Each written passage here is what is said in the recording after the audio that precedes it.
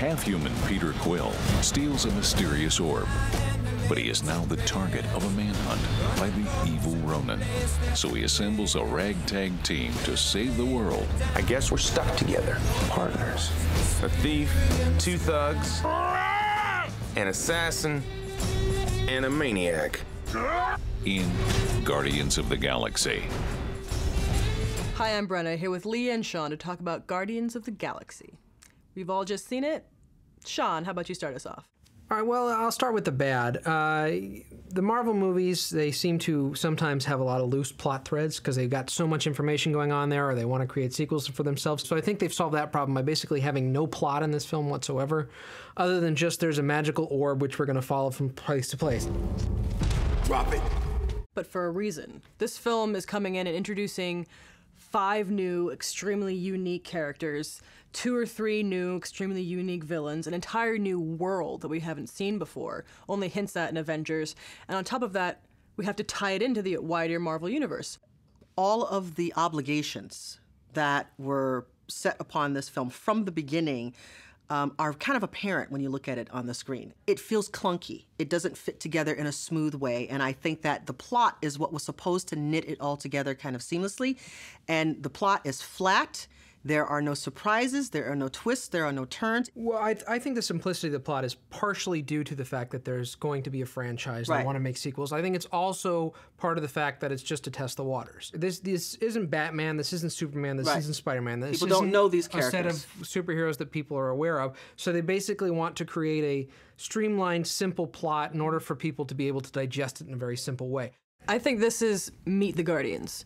I don't think that this is supposed to be watch the Guardians do stuff. I think this is their way of introducing the characters. And you can't just say, these are the guys. You have to have a story.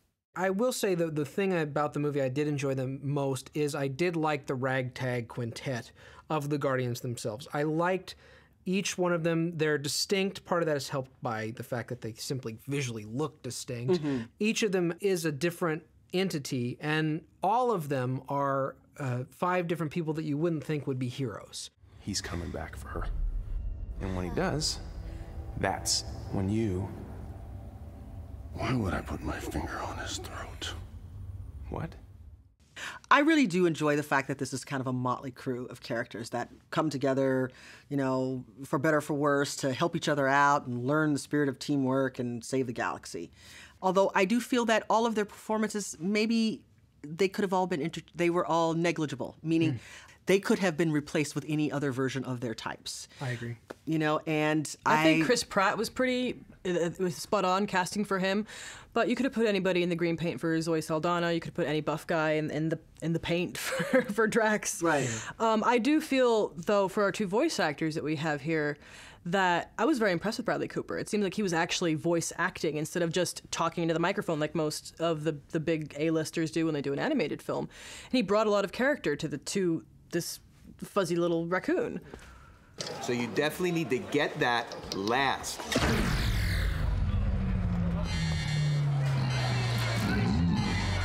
Or we could just get it first and improvise. I'll get the armband. Leg. I wouldn't have known it was Bradley Cooper had someone not told me that. Yeah, beforehand. and that's a good sign I didn't for me. recognize the voice at all. I was impressed with that. I don't know why you had to pay the big paycheck to get Vin Diesel to do this movie since he says all of 3 words. I thought that was a little strange. You know, there was enough variation, and I think that he has a certain gruffness to his voice that I felt it was justified. I think it's probably the same reason he got the Iron Giant. What percentage? I don't know, 12%. 12%?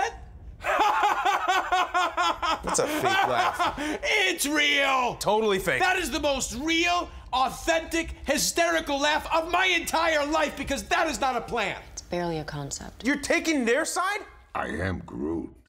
I liked it better than Iron Giant, to be quite honest. But I thought that Zoe Saldana, again, she's negligible, but she looks good doing action. I totally buy her as a female action star. Cool.